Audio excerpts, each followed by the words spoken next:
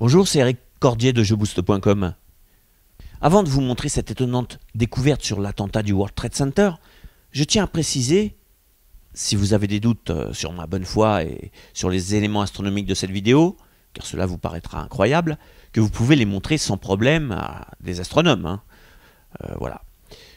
Je me suis aperçu de ces extraordinaires coïncidences quelques jours après le drame, après avoir comparé l'histoire des USA et des phénomènes astronomiques. Je le répète donc, tout est exact dans cette vidéo. Je vous laisse juger par vous-même.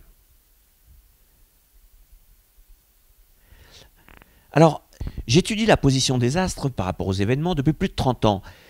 Et après la catastrophe de septembre 2001, mon premier réflexe a été de revenir dans le passé de ce quartier de Manhattan. Mais avant, pour que vous compreniez mieux, je vais vous faire visualiser la position de deux planètes pendant la catastrophe dans les signes du zodiaque. Pluton, qui est une planète naine et très lente dans le système solaire, est en Sagittaire opposé à Saturne en Gémeaux, comme vous le voyez sur le graphisme. Je suis donc allé voir du côté de l'histoire de New York et plus particulièrement de Manhattan. Et j'ai appris que l'île de Manhattan avait été rebaptisée en 1664 la Nouvelle Amsterdam par les Hollandais.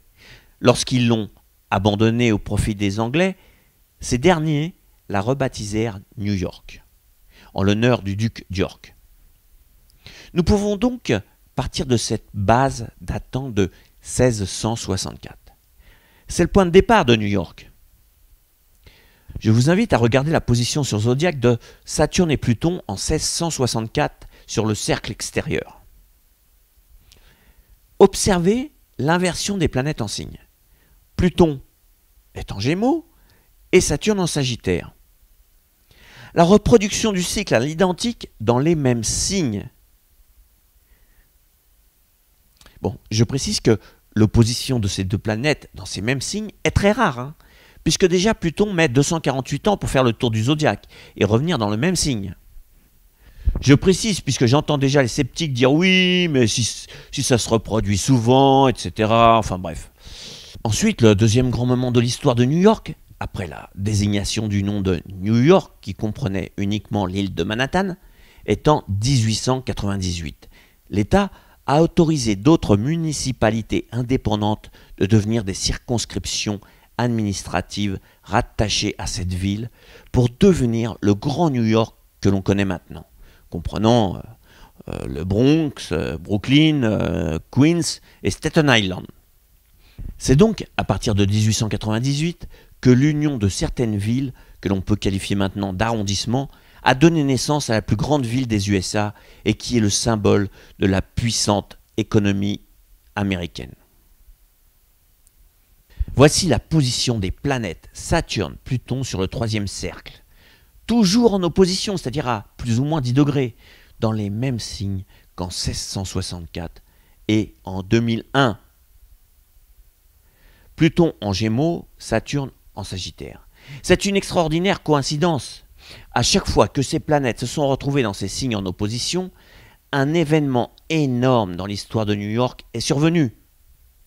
Je précise une nouvelle fois qu'entre 1664 et 1898, ces planètes ne se sont pas retrouvées dans cette position.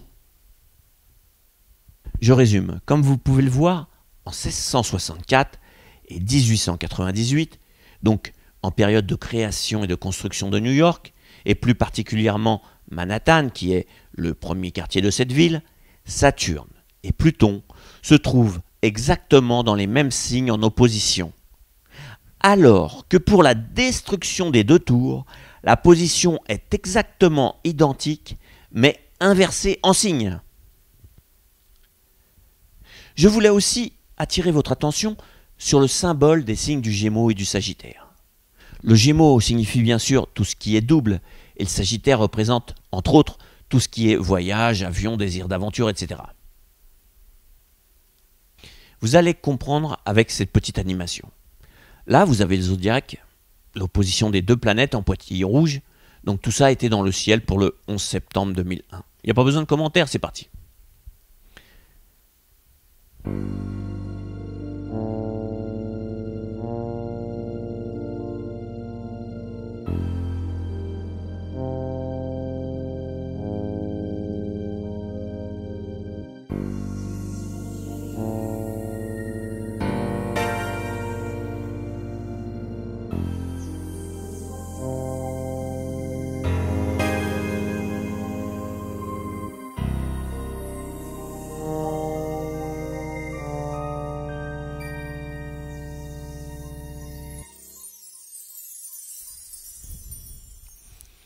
Vous avez vu, ce qui est incroyable est que ce qui s'est passé à New York était écrit de façon imagée dans le ciel.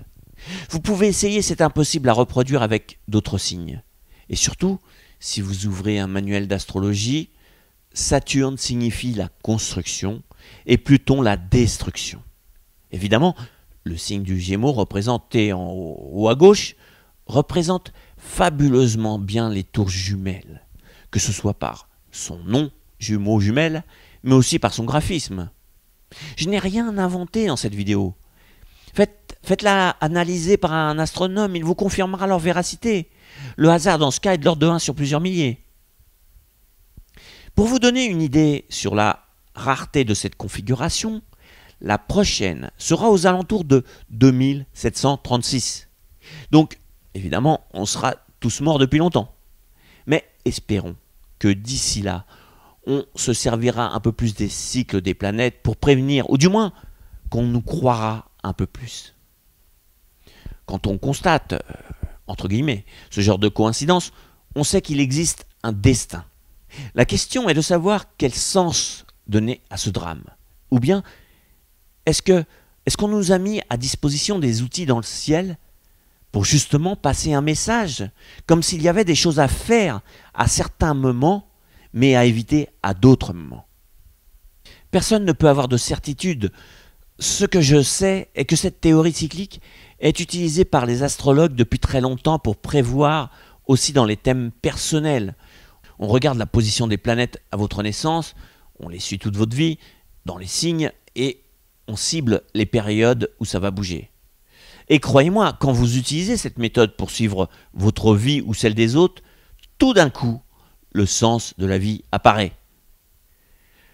Je compte sur vous pour partager cette vidéo le plus possible, afin de faire prendre conscience qu'il existe des outils à leur disposition qui ont nettement plus de valeur que la planche à billets. À bientôt, au revoir.